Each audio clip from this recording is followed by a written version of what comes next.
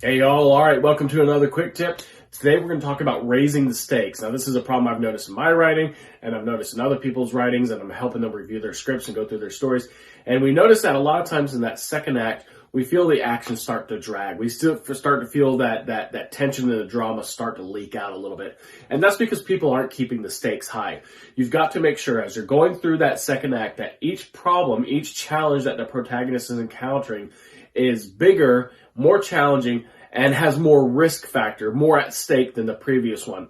If those challenges start to become easier for them or less frequent, then the drama and that tension is going to leak out, and it's not going to be as satisfying as the climax as when you get to the second act.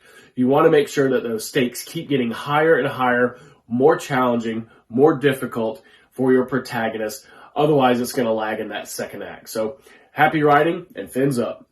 Hey y'all, I just want to do a quick review about the Inciting Incident. A couple weeks ago on the Script Notes podcast, screenwriter Craig Mazin gave a really interesting podcast on his approach to screenwriting, and he talked about the inciting incident. I love his angle on it. He said, the point of the inciting incident is to specifically disrupt a character's stasis.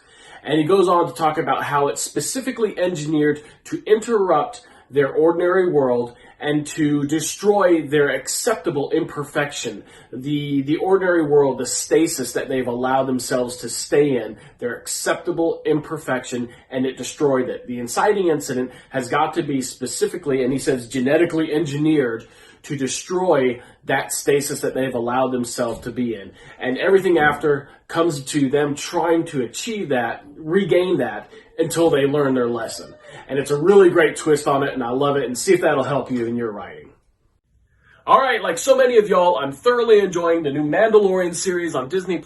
It's a fantastic show. I wanted to make a quick observation, non-spoiler observation about the second episode of this particular show, and how it's quickly becoming a masterclass in the idea of show don't tell.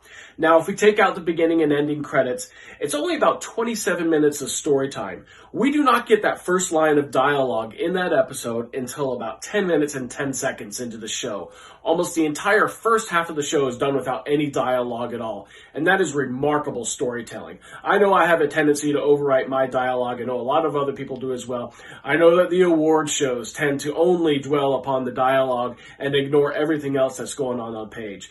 But the really great shows, the really great films, know how to show and not tell, and see how that can work for your writing. Alright y'all, we got another rewrite tip for you, and this is something I've been trying to do recently. If you've got a little bit of time on your hands, if you're not working on the deadline, this is something you can try. Take your script, take your document, whatever you're working on, take your story, and put it in a drawer and forget about it for a couple of weeks, maybe even a month. Then when you pull it back out, don't reread what you wrote. Put it away, put it off to the side, and pull back out your notes. Pull back out your notes on your characters, what motivates them, what their goals are, what their voice is, what their personality is like, and then go back to a blank document and start rewriting again.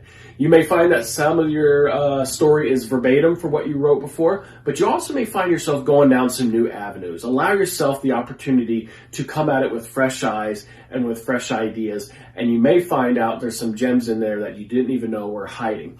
So give yourself that mental and emotional distance, put it away for a while, come back to it, go back to one.